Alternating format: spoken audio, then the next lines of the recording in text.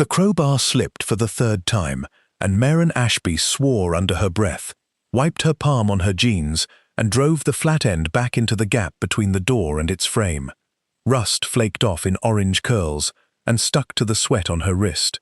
Somewhere above her, water dripped from the quarry wall in a slow, patient rhythm, like the whole place was counting down something she couldn't hear. She was 19 years old, and 6 days ago she had exactly $43 to her name. Now she owned 112 acres of abandoned limestone quarry, a collapsing stone house built into the rock face, and, according to the county clerk, who'd barely looked up from her coffee, about as much luck as a $2 bill. The back taxes had come to $9. Maren had paid it in ones and quarters, counted out on the counter in front of a line of people who didn't bother hiding their stares. The door groaned. Something behind it shifted, a metallic sound, low and heavy, like a chain settling.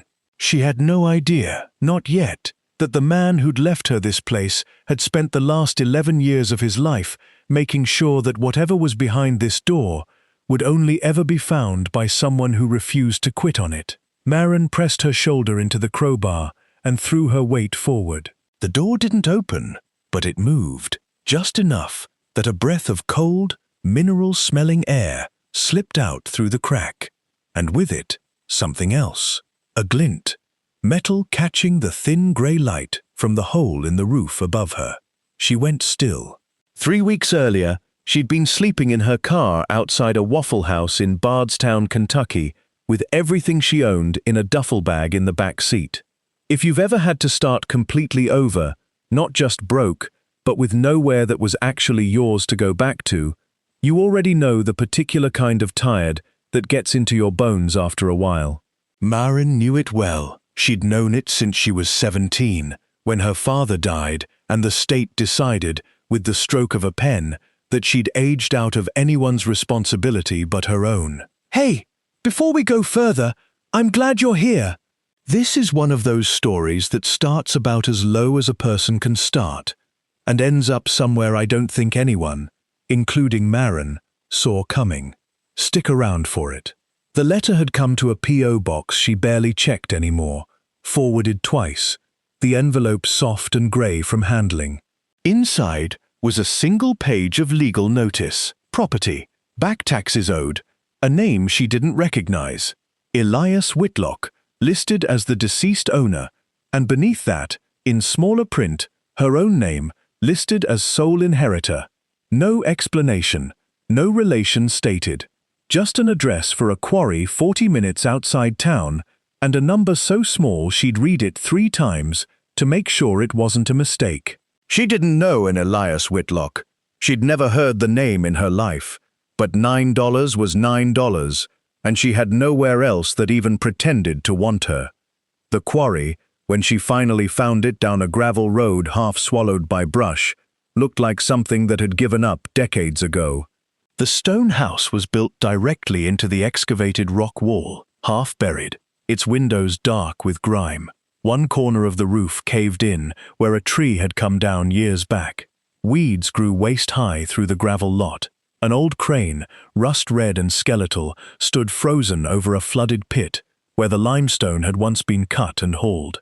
She stood at the edge of that pit for a long time before she made herself go inside. The water down there was strange, not murky like she expected, but a deep, still green, so clear near the surface that she could see the pale shapes of old equipment resting on a ledge a few feet down. It was silent except for the wind moving through the broken roof, and cold in a way that had nothing to do with the weather. For a moment, standing there with the duffel bag still slung over her shoulder, she almost turned around and walked back to the car. But the car had $40 of gas left in it and nowhere in particular to go. So she didn't turn around. She went inside. The first 3 days she spent just making the house livable, sweeping out 2 decades of leaves and mouse nests, boarding the broken window, dragging a rotted mattress out to the burn pile. She found the old crane's logbook stuffed in a kitchen drawer, water-stained, most of it illegible, but here and there a name jumped out at her in careful pencil. W purchased new drill bits. E says wait on the east wall. She didn't know who E was yet. She filed the initial away without thinking much of it, the way you file away any stranger's handwriting in a house that isn't really yours. It was on the fourth day, hauling debris out of a lean-to shed built against the rock face, that she found the door. It wasn't a shed door. It was set into the stone itself, iron-banded, half hidden behind a collapsed shelf of rusted tools. The kind of door somebody builds when they want a thing to stay hidden for a very long time. There was no handle, just a heavy latch fused solid with rust, and beneath it, scratched crookedly into the stone, like it had been done in a hurry. EW, for whoever comes after. Whoever comes after. Not for my family. Not a name. Just after. That was 3 days ago. She'd worked at that latch every evening since, first with her hands, then with a hammer, and now, finally, with the crowbar she'd found rusting in the crane cab. And now the door had moved, just barely, just enough to let out that breath of cold air and that single glint of metal in the dark. She didn't know yet that Elias Whitlock had never had a family of his own, that he'd spent the last decade of his life alone out here, building toward a moment he would never get to see. She didn't know that the glint behind that door was only the beginning of what he'd left for her, or that the real inheritance wasn't going to be the thing she found first. She got her fingers into the gap, braced her boot against the frame, and pulled. Somewhere behind that door, something answered, a soft, unmistakable shift, like the sound of a great deal of something sliding all at once. The latch gave with a crack, like a rifle shot, and Maren stumbled backward as the door swung inward, maybe 8 inches, before jamming hard against something on the other side. Not the flooded pit's cold breath this time, dust and old wood, and underneath it, faint but unmistakable, the smell of oil that hadn't fully dried in 20 years. She shoved her hand into the gap and felt metal, cold, ridged, unmistakably a lockbox or cabinet edge. Her fingers found a corner, traced it, and then her flashlight died. She stood there a long moment in the dark, breathing hard, her hand still resting on whatever was in there. Some small, stubborn part of her wanted to force the door the rest of the way right then, batteries or no batteries. But the sensible part, the part that had gotten her through 2 years of sleeping in cars and church parking lots, won out. Whatever was behind that door had waited 20 years. It could wait until morning. She slept that night with the crowbar leaned against her mattress like it might do her any good against nothing at all, and woke to grey light coming in through the boarded window and a mouse investigating her boot. The nearest town, Tallis Creek, was 11 minutes down the gravel road and back onto pavement, a hardware store, a diner with a hand-painted sign, a church with a gravel lot bigger than the building itself. Maren went in for batteries and came out 40 minutes later, having learned more than she expected to. The hardware store's owner, a broad, sun-weathered man named Denny Ruiz, had gone very still when she told him her name and where she was staying. "Whitlock's place," he said, not a question. He set the pack of batteries on the counter, but didn't ring her up right away. "You're kin to him?" "I don't know," Maren admitted. "I never met him. I don't think I'm kin at all." Denny studied her for a second, the way people had been studying her all week, like she was a math problem that didn't add up. "Huh," he said finally. Well, he was a strange old bird, no offense to the dead, kept to himself 30 years out there. Bought supplies from me twice a month, regular as church, and never once told me what he was building. He rang up the batteries. "You planning on staying out there?" "I don't have anywhere else." Something in his face shifted at that. Not pity exactly, but a recalculation.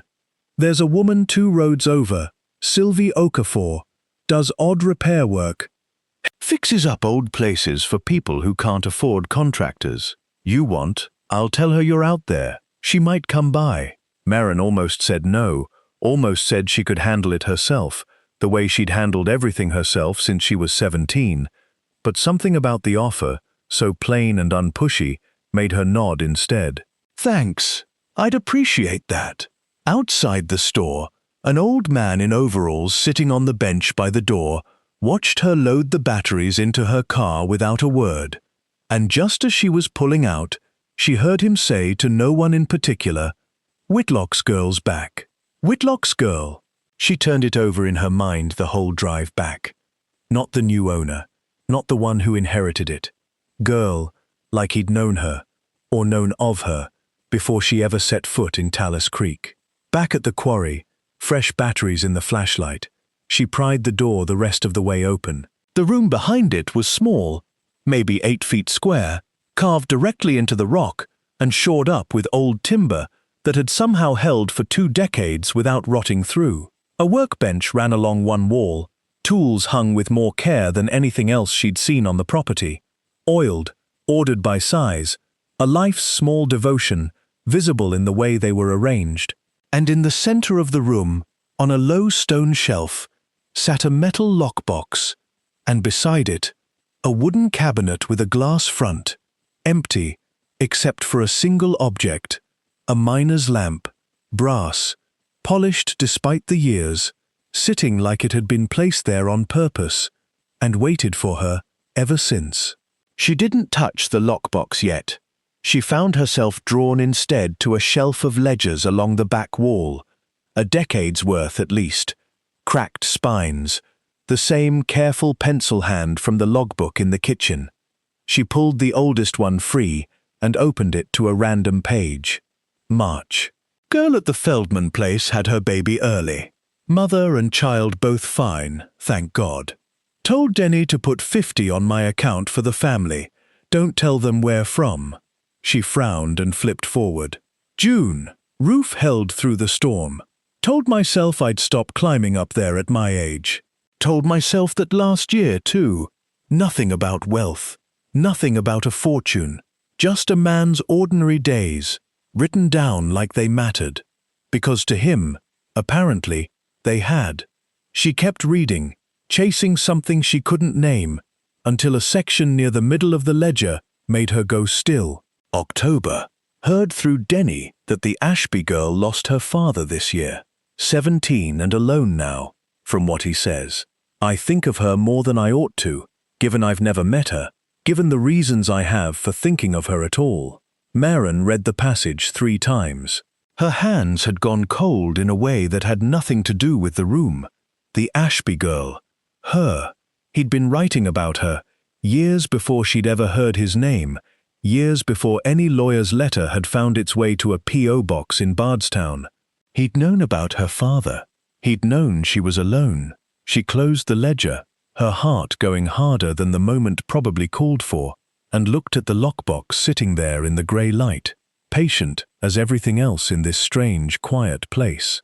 Whatever was inside it, she understood suddenly, was not going to be the strangest thing she found out here. Outside, gravel crunched under tires, a truck pulling into the lot, unannounced, engine cutting off. Maren straightened, wiped her palms on her jeans, and went to see who Talus Creek had sent to find her first. The truck belonged to a woman somewhere in her 50s, broad-shouldered, grey hair pulled back under a faded cap, tool belt already slung over one shoulder before her boots hit the gravel. She looked at the quarry house the way some people looked at a used car they were deciding whether to buy, assessing, not unkind. "You're the Ashby girl," she said. Denny called ahead. "I'm Sylvie." Maren wiped her hands on her jeans, suddenly aware of the dust on her clothes, the rust on her palms. "He mentioned you might come by." Might. Sylvie's eyes moved past her, up to the caved-in corner of the roof, then to the flooded quarry pit beyond, then back. "Didn't say you'd already be in over your head." "I'm managing." "Sure you are." Sylvie said it without malice, already walking toward the roof damage, craning her neck up at the exposed rafters. "Managing's not the same as not drowning, though. You got a tarp on this, or is it just open to whatever comes through?" Maren didn't have a tarp. She hadn't thought that far past sweeping out the mouse nests. Sylvie sighed the sigh of someone who'd seen this exact situation 100 times, went back to her truck, and came back with a folded blue tarp and a coil of rope like she'd been expecting to need them. "I'm not doing this for free forever," she said, climbing the ladder Maren hadn't noticed leaning against the shed. "But today's free. Hold this end." They worked through the afternoon mostly in silence. The kind Maren had almost forgotten was possible between two people. Not the strained silence of strangers, but something steadier. Sylvie asked no questions about the letter, the inheritance, the $9. She asked about angles and load-bearing beams, and whether Maren had ever held a nail gun before, which she hadn't, and then showed her how. It was late afternoon, both of them sitting on the porch steps with water bottles, when Sylvie finally brought up Whitlock. "I did some work for him years back," she said. "Not much. He mostly did for himself out here. But I helped him shore up that room he cut into the rock face, the one with the iron door." She glanced sideways at Maren. "You find that yet?" Maren's stomach did something complicated. "This morning." "He never told me what it was for. Just said it needed to hold. Needed to last." Sylvie turned her water bottle slowly in her hands. Man had his secrets. Everybody around here figured he was hiding something out at that quarry. Way he kept people off the property. Turned out he was just hiding himself, mostly. Grief does strange things to a person. Grief over what? Sylvie was quiet a moment, like she was deciding how much was hers to tell. "Wife died young. Before my time out here, so I only know what people say. No kids. He came out to this quarry not long after, and never really left it, not in any way that counted." She shrugged. "People in town called him odd. I always thought he just ran out of reasons to be anywhere else." Maren thought of the ledger entry, the Ashby girl, written in a stranger's hand, years before they'd ever have reason to cross paths. She almost told Sylvie about it. Something stopped her. Not distrust exactly, just an instinct that this was hers to sit with a while longer before she said it out loud to anyone. Sylvie left before dark, with a promise to come back Thursday, and a warning not to touch the wiring in the kitchen until she'd looked at it. Maren stood in the gravel lot and watched the tail lights disappear down the road, and for the first time in longer than she could remember, the quiet that settled over the property afterward didn't feel quite so much like being alone. She went back to the hidden room that night, with fresh batteries and the stubborn feeling that she wasn't going to sleep until she knew. The lockbox wasn't locked. Not really. The latch had rusted the same way the doors had, and it took only a firm push to get it open. Inside, wrapped in oilcloth gone brittle with age, was a bundle of bound cash, more than Maren had ever seen in one place, more than she'd earned in the 2 years since her father died combined. She sat back on her heels and stared at it for a long time without touching it, the flashlight beam trembling slightly in her hand. Beneath the cash, folded flat, was an envelope. Her name was written across the front, not the current owner, or whoever finds this, but Maren. Her actual name, in the same careful pencil hand from the ledgers. Her hands were shaking outright now. She set the flashlight on the workbench, angled up toward the ceiling, so the whole small room filled with soft, indirect light, and sat down on the dusty floor with her back against the stone wall, the envelope in her lap. She didn't open it right away. She held it first, turning it over, tracing the edge of her own name, written by a man she'd never met, who had apparently thought about her, worried about her, known about her, for longer than she'd known he existed. Outside, the wind picked up, moving through the broken roof of the main house, with a low sound like breath. Somewhere in the dark beyond the quarry pit, an owl called once and went quiet. Maren pressed her thumb under the flap of the envelope and stopped. Whatever was inside, whatever he'd wanted to tell her, she understood, sitting there in that small stone room he'd built to last, that once she read it, She wasn't going to be able to go back to being someone this place was just a stroke of dumb luck for. It was going to mean something, and she wasn't sure yet whether she was ready for that. She opened it anyway. The paper inside was thin, the kind that had been folded and unfolded enough times to soften at the creases, though Maren was the first person to ever actually read it. The handwriting was the same careful pencil as the ledgers, pressed a little harder here, like he'd wanted to make sure it would still be legible whenever she finally found it. Maren, if you're reading this, it means I never got the chance to tell you any of it myself, and I find I have to make my peace with that, because there's no way to know how much time a man gets, and I never was one to leave important things to chance. You don't know me, and that's a hard thing to reckon with, writing to someone who has no memory of you at all. But I knew your father, a long time ago, before either of us had much to our names. He did me a kindness once that I never had the chance to repay, the kind of kindness that costs a man something to give, and he gave it anyway. I've spent the years since trying to figure out how a person pays a debt like that when the man who's owed it is gone. I don't know that I ever solved it, but when I heard, through Denny, that his girl had been left on her own at 17, I thought, well, maybe this is how. I want to be plain about something, because I think it matters more than the money does, and I'd rather you hear it from me than have to guess. This place was never worth much as a quarry, hasn't turned a profit in longer than I care to admit. What it's worth is this. It's a place where a person can start over, if they're willing to put the work in, and nobody's going to hand them anything they haven't earned. I built that room to hold what I could put by over the years, because money by itself never fixed a single thing I ever cared about.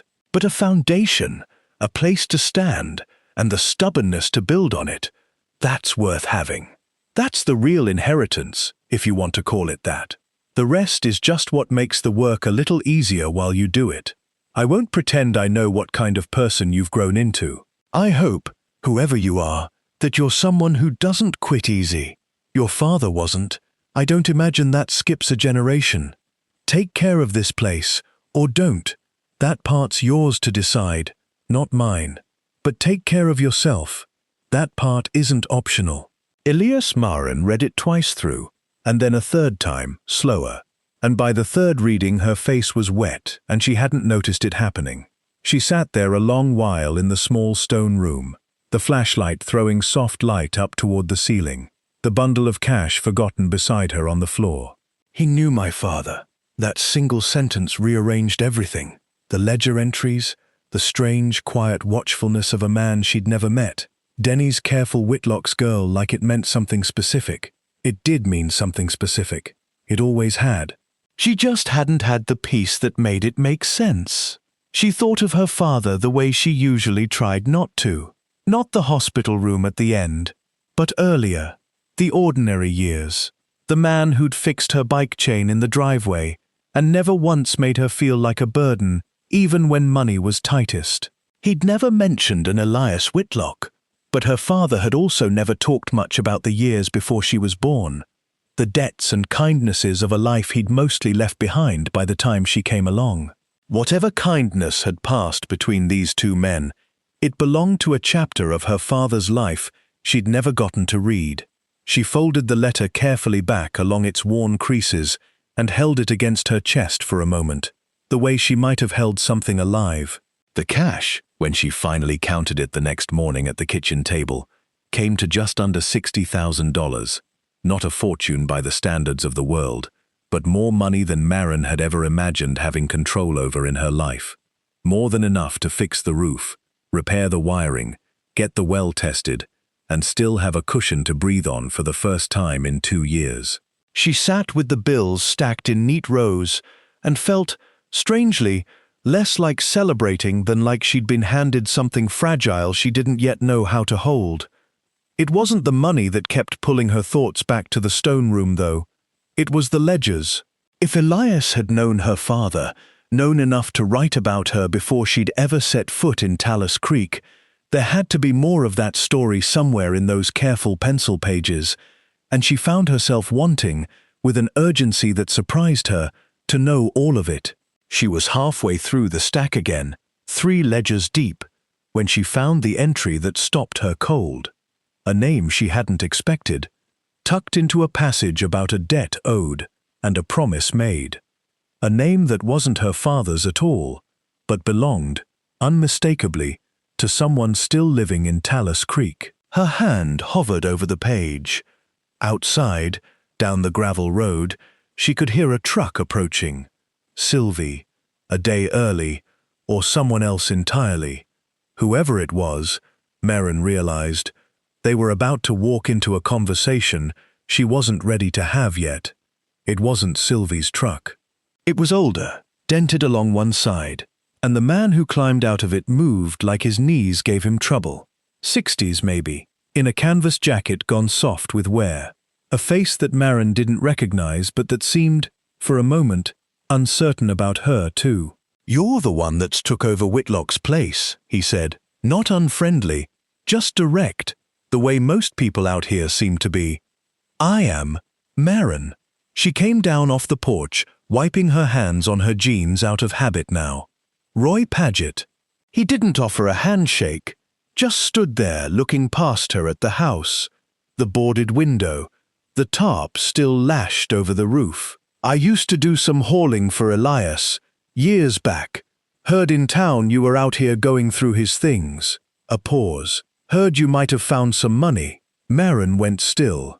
Word traveled fast in a place this small, faster than she'd accounted for. "I don't know what you heard," she said carefully, "but that's not really. I'm not here to ask for a cut, if that's what you're thinking." Something flickered across Roy's face. Not anger, more like old tiredness. "I'm here because Elias owed me for the last haul I ever did for him, and he died before he paid it. $1,100. I let it go for years because a man doesn't chase a debt off a dead man's estate, especially not one nobody thought was worth anything. But now, I hear different." Merrin felt her pulse pick up, that old defensive instinct rising fast, the same one that had gotten her through 2 years of people trying to take advantage of a girl with nothing left to lose. "I don't have any paperwork on a debt like that." "Didn't figure you would. Elias wasn't one for paperwork." Roy shifted his weight, and for a second, the tiredness in his face won out over whatever pride had brought him out here. "I'm not trying to shake you down, kid. I got a truck that needs a transmission and a wife with a bad hip, and $1,100 would go a long way toward both." "I'm asking, not demanding. You do what you think is right." He left his number scrawled on a gas receipt and drove off without waiting for an answer. And Merrin stood in the gravel lot a long time after the dust settled, turning the whole exchange over in her mind. She had no way to verify a word of it. $60,000 had felt, an hour ago, like more security than she'd had in her whole adult life, and now it already had someone's hand reaching toward it, with a story she couldn't check, and no good way to tell a lie from a true hardship. She thought of Elias's letter. This place was never worth much as a quarry, and of the ledger entry about the Feldman baby, $50 given quietly, don't tell them where from.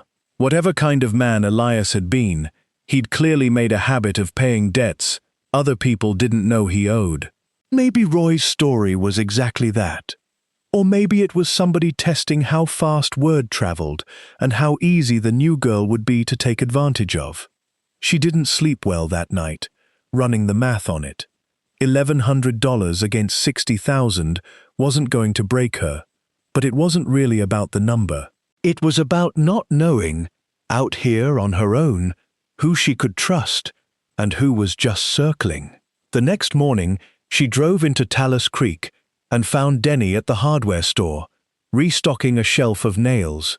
"Roy Paget," she said, without preamble. "He came by yesterday, saying Elias owed him money." Denny's hands stilled on the nail boxes. He didn't answer right away, which told her something all on its own. "Roy's had it rough," he said finally. "Wife's health, work drying up. Whether Elias owed him anything specific, I couldn't tell you, but I know Roy wouldn't have come out and lied to your face about it. Not his way. Might have stretched what was owed a little, in his own mind, over the years. People do that with debts, especially old ones. Doesn't make him a bad man. That's not really an answer. No, Denny agreed. It's the truth, though, such as it is out here. You're going to run into a lot of that. Folks with real needs and old grudges against a dead man who can't argue his side anymore. You'll have to use your own judgment on each one. He looked at her steadily. Or you keep the door shut and the money in the bank and let them all be somebody else's problem. Elias didn't do that. Doesn't mean you have to be him. She drove back to the quarry with no clearer answer than she'd had the day before, except for one thing that had settled somewhere underneath the uncertainty, a recognition, uncomfortable and new, that this place came with more than a roof to fix and a lockbox to count.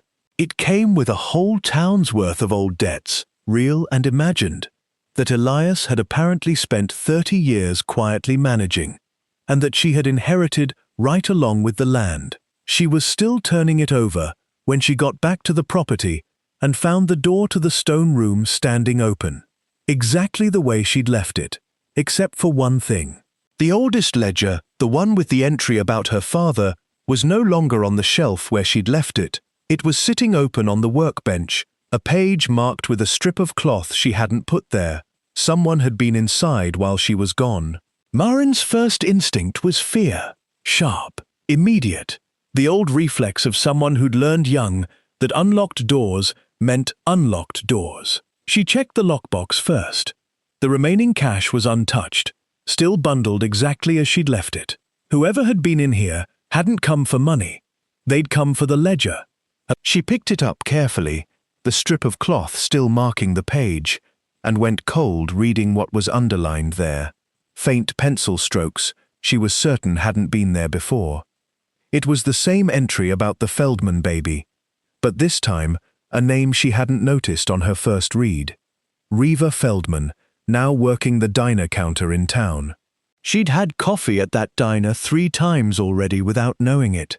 There was no sign of forced entry anywhere on the property, no broken window, no jimmied lock on the main house, which meant whoever had come through either had a key or had never needed one, because the door to the stone room hadn't been fully latched since Marin pried it open days ago. It could have been anyone. It could have been someone with every right to be curious about a dead man's secrets. She drove into Talus Creek that afternoon, less to investigate and more because she didn't want to sit alone with the unease of it, and found herself, almost without deciding to, taking a stool at the diner counter.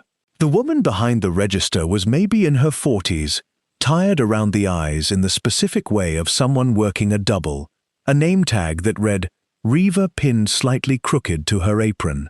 Marin watched her for a long moment before she worked up the nerve to say anything. "Can I ask you something a little strange?" Reva glanced up, wary the way most people got when a stranger said that. Depends how strange. "Did you know a man named Elias Whitlock?" Something crossed Reva's face. Quick, complicated, gone almost before Marin could name it. She set down the coffee pot. "Everybody around here knew of him. You're the girl that got the quarry." "I am. I found some of his old ledgers. Your name's in one of them."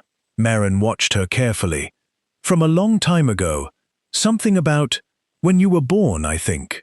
Reva's hands went still on the counter. For a moment Marin thought she'd overstepped badly, said something that belonged to a stranger's private history and no business of hers at all. Then Reva let out a breath, something between a laugh and not. "My mother used to say a man paid our hospital bill the year I was born. Wouldn't say who, wouldn't take it back when she tried." She always suspected it was him. Whitlock kept to himself, but he'd done that kind of thing before. Quiet, for folks who needed it. She never could prove it, and he never once said a word to confirm it. Not in 30 years. Reva shook her head slowly. "You're telling me it's written down? After all this time?" "It is."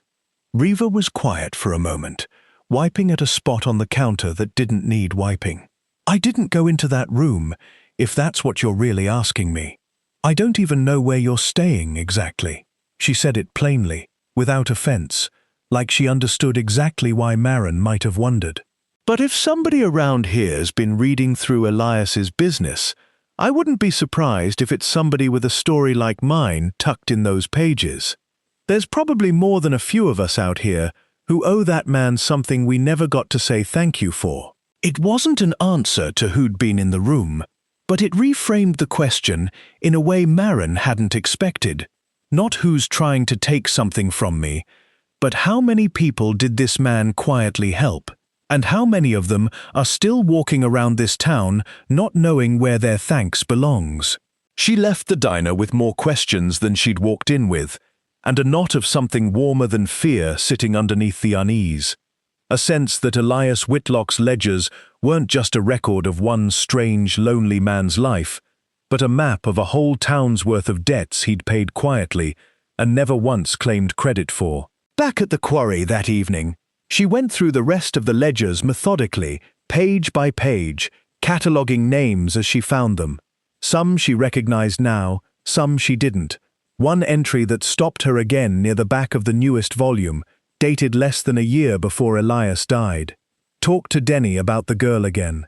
Told him I don't know how to do this the right way. Can't just show up at her door, a stranger, and tell a 17-year-old her father knew me. Would spook her, and rightly so. Decided the property's the better way.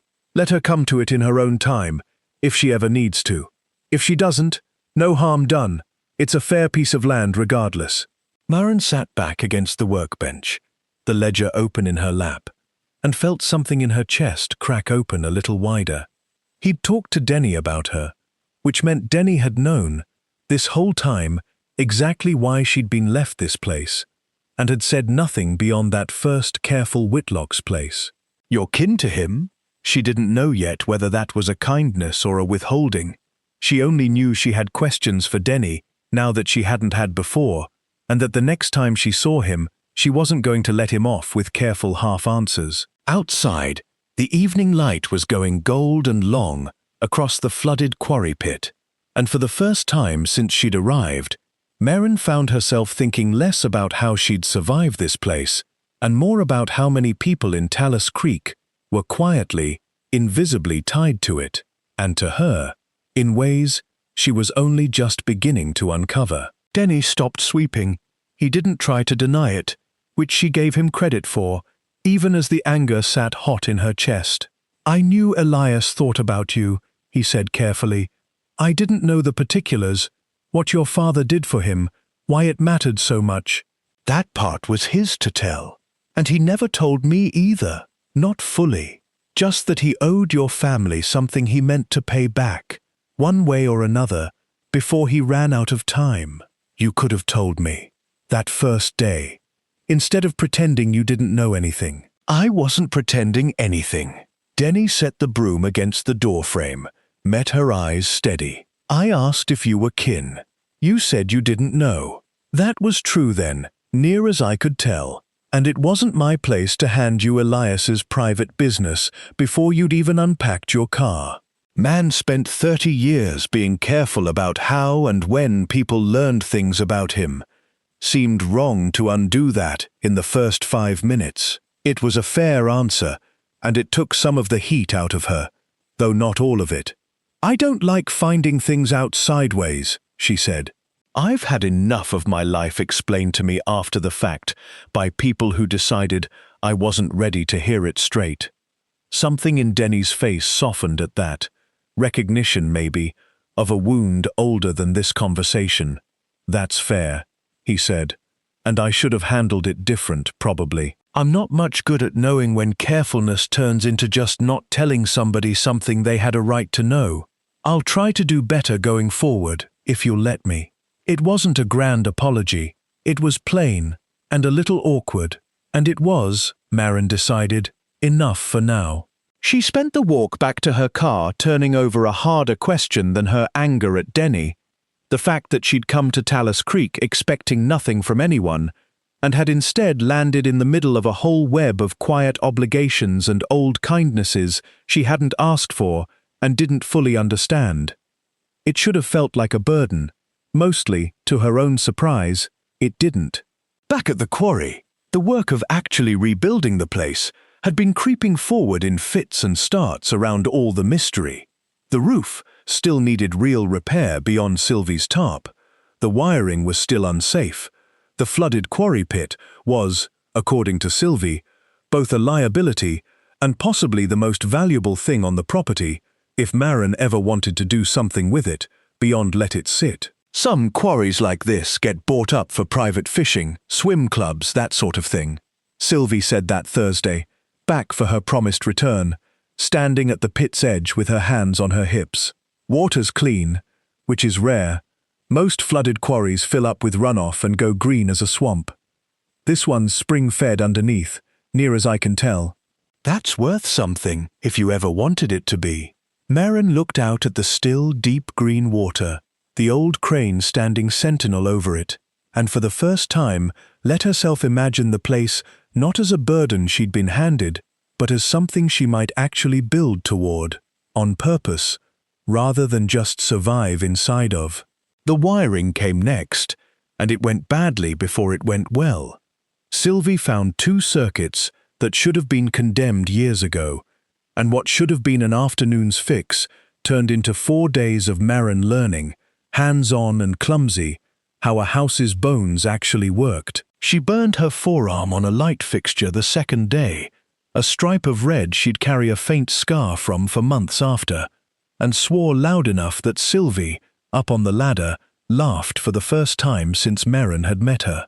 "Everybody gets one," Sylvie said, tossing down a roll of gauze. "Consider that yours.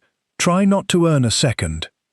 By the end of the week, the house had working lights for the first time in 2 decades, and Maren stood in the kitchen that evening, flipping the switch on and off twice, absurdly moved by something as small as electricity, and thought, not for the first time, but for the first time without qualification, that this might actually become somewhere she could live, rather than somewhere she was simply waiting out a debt she didn't understand. She still hadn't told Sylvie about the letter, or the ledgers, or Reva at the diner. Some of it felt too new to hand to anyone else yet. But she found herself, that night, writing a short list on the back of an old feed receipt. Names from the ledgers she wanted to look into further. Questions she wanted to ask Denny when the anger had cooled all the way down. A rough sketch of what the quarry pit might look like fixed up and useful, instead of just abandoned and strange. It was the first plan she'd made for herself in longer than she could remember, that wasn't just about getting through the next week. She didn't know yet that the storm building somewhere out over the ridge that night, the one the radio in Denny's store had been murmuring about all week, the one everyone in Talus Creek seemed to be watching with the particular calm of people who'd weathered worse, was going to test every single thing she'd repaired so far, all at once. The wind picked up before the rain did, moving through the pines along the ridge with a sound like something exhaling, low and long. By the time Maren noticed the sky had gone the color of a bruise, Denny had already called twice. "You need to come into town," he said. "No preamble." Radio's saying this one's worse than they first thought. Flash flood watch for the low ground, and that quarry pit of yours sits about as low as it gets around here. I've got things out here I can't just leave. Maren. His voice had an edge she hadn't heard from him before. "I'm not asking you to save the house. I'm asking you not to be in it." She didn't leave. She told herself it was about the lockbox, the ledgers, Elias's letter, things she couldn't replace, couldn't risk to a flood she didn't yet know the size of.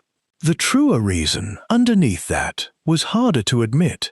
Some old, stubborn part of her still didn't quite believe anyone would come back for her if she left something behind, so she'd learned, a long time ago, never to leave anything behind at all. The rain came sideways within the hour, and within 2, the flooded quarry pit had begun to rise. Not dramatically at first, just a slow, steady creep up the old stone walls, but enough that Maren, checking it by flashlight through the driving rain, felt the first real spike of fear she'd had since she arrived. The crane groaned somewhere above the rising water, metal complaining against decades of rust, and now real pressure. She moved the ledgers and the letter to the highest shelf in the stone room, wrapped them in a garbage bag against the damp seeping in under the door, and was halfway back across the muddy lot toward the house when the wind took a piece of the tarp on the roof clean off and sent a fresh cascade of rain pouring directly into the caved-in corner Sylvie had shored up 2 weeks earlier. She should have called for help then. She knew that, even as she was doing the opposite, climbing the ladder in the driving rain, one hand full of rope, trying to lash down what was left of the tarp before the whole repair failed. The ladder wasn't steady on the mud. Neither was she by that point, soaked through and shaking with cold and adrenaline both. She was maybe 10 feet up when her boots slipped. She didn't fall far. The ladder went sideways into the mud rather than out from under her entirely, and she landed hard on her side in the wet grass. The wind knocked clean out of her, pain lancing bright through her ribs on the left side. For a long moment, she just lay there in the rain, staring up at the black sky, genuinely unsure if she could get up. She got up. It hurt in a way that told her something was probably cracked, not broken, and she made her slow, hunched way back to the house, rather than the ladder, because whatever pride had sent her up there in the first place had finally, mercifully, run out. The power went sometime after midnight. Maren sat in the dark kitchen with a flashlight and a towel pressed against her ribs, listening to the storm work on the house, and the pit and the crane, and everything else she'd only just begun to fix. And for the first time since she'd arrived in Talus Creek, she let herself cry. Not delicately, not for long, but hard and unguarded. The particular grief of watching something you've just started to love get tested by something bigger than you. Headlights swung across the kitchen window, sometime near 1 in the morning. She thought, dimly, that she must be imagining it. Nobody sane would be out in this. But the truck that pulled up was Sylvie's, and behind it, Denny's. Both of them soaked through within seconds of getting out. Both of them arriving not to save her from her own decision, but simply because, in the end, they hadn't been willing to let her ride it out entirely alone. "You're hurt," Sylvie said, taking one look at how Maren was holding herself. "I'll live. Sit down before you don't." Sylvie's hands were already moving, checking her ribs with a rough gentleness.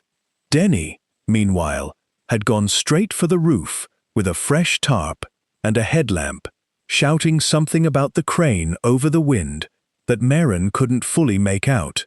She sat at her own kitchen table, injured and exhausted and furious at herself for the ladder, and watched two people who owed her nothing work through the worst hours of the storm to save a place that, 6 weeks ago, she hadn't even known existed. It didn't fix the ribs. It didn't stop the rain, but something about it settled a question she hadn't fully known she was still carrying. Whether this stubborn, solitary way of surviving, that had gotten her through everything since she was 17, was actually the only way there was. By the time the storm broke, grey and exhausted, toward dawn, the roof had held, the crane had not come down, and the quarry pit's water had crested just short of the stone room's threshold, close enough that another hour of rain might have told a very different story. Maren sat on the porch step, wrapped in a blanket Sylvie had produced from somewhere, watching the sky lighten over the wreckage of the night, and understood, with a clarity that felt almost physical, that she had very nearly lost everything, trying to prove she didn't need anyone's help to keep it. The days after the storm were slow ones, stitched together by small repairs and the particular ache of ribs that protested every lift and bend. Sylvie made her sit out most of the cleanup, which Maren hated and, quietly, needed. Denny came by twice more that week, not with tools, but with groceries and the kind of easy, undemanding company that asked nothing of her except that she let herself be looked after for a while. It was on one of those slow afternoons, sorting through storm debris in the gravel lot, that Maren finally worked up the nerve to ask Denny the question she'd been circling for weeks. "My father," she said. "What did he do for Elias? What was the debt? Denny was quiet a moment, methodically stacking broken branches. Elias told me once, years back. Not the whole of it, just enough.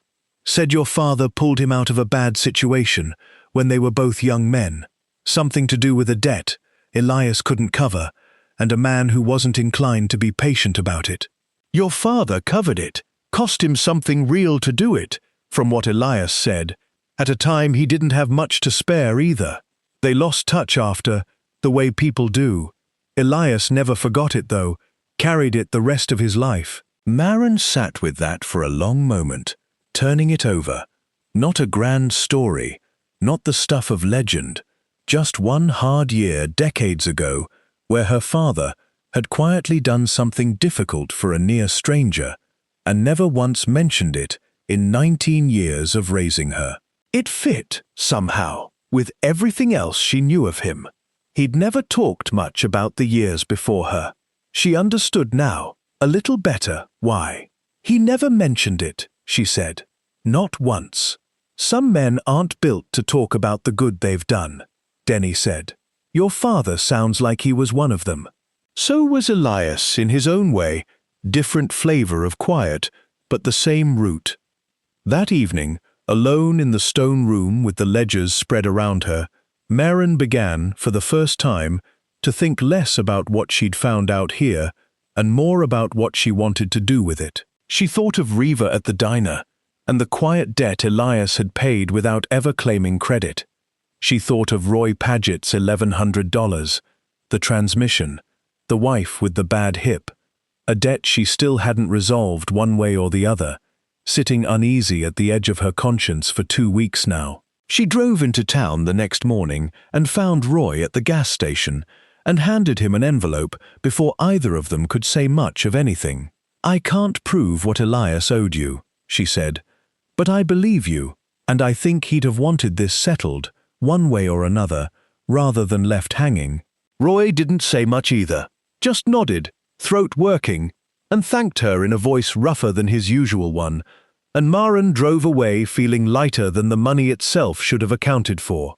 The quarry pit, once Sylvie helped her properly assess the storm damage, had survived better than either of them expected. The spring-fed water still clear, still cold, the old crane bent but standing, sitting at the edge of it one evening, watching the light go long and gold across the water, the way it had that very first week. Maren found the shape of an idea forming that she hadn't let herself consider before. Not just repairing what Elias left, but building something new on top of it. A place where people could come, swim, gather, maybe fish, the way Sylvie had first suggested. Something the whole town could use, rather than something that just sat quietly holding old secrets. She wrote it down properly that night, the first real plan on paper, rather than the back of a feed receipt. A rough budget, a rough timeline, questions she'd need Sylvie's and Denny's help answering. It wasn't survival anymore, this list. It was something closer to a future. Outside, the quarry sat in the dark, patient as it had been for decades, and for the first time since she'd arrived, Maren didn't feel like a stranger standing at the edge of someone else's abandoned life. She felt, instead, like she'd finally started building one of her own, on a foundation somebody else had left her, but with walls and a roof that were, increasingly, entirely her own work. The months that followed moved differently than the weeks before them had. Steadier, less like survival, and more like the slow, ordinary work of building something meant to last. The roof got done properly, this time with real shingles instead of a tarp. The wiring passed inspection. The stone room stayed exactly as Elias had built it, untouched beyond a good cleaning, because Maren decided early on that some things deserved to be preserved rather than improved. The quarry pit took longer. It was spring by the time the first section of shoreline was cleared and graded, a modest dock built where the old crane once stood. Denny had insisted on keeping a piece of the crane itself, cleaned up and repainted, as a marker near the entrance, so people remember what this place used to be, not just what it's turning into. Maren hadn't argued. It felt right, somehow, to let the old work stay visible underneath the new. She opened it to the town before summer. Nothing fancy, just a sign at the gravel turnoff, and word passed the way word always traveled in Talus Creek, mouth to mouth, faster than anything official. The first Saturday, a dozen people showed up to swim in water Sylvie had once called cleaner than anything for 50 miles. Reva brought her kids. Roy came with a fishing rod and didn't ask for anything, just sat at the water's edge for a few quiet hours and thanked her again on his way out. Briefer this time, like the debt had finally settled somewhere in him too. Maren stood at the edge of the pit that first Saturday, watching the water she'd once found silent and strange, now full of noise and movement and other people's ordinary joy, and thought about how far a thing could travel from where it started. A locked door and a rusted crowbar, and now this. She never did find out exactly who'd been in the stone room that day months ago. She'd come, eventually, to a kind of peace with not knowing. Talus Creek was full of people with quiet ties to Elias, and maybe it had simply been someone curious, someone grateful, someone with their own version of Reva's story tucked somewhere in those ledgers. It didn't feel like a threat anymore looking back. It felt like one more thread in a town's worth of connections she was still learning the shape of. Denny still ran the hardware store, still greeted her the same steady way each time she came in, though the careful distance from that first week had long since worn into something closer to family.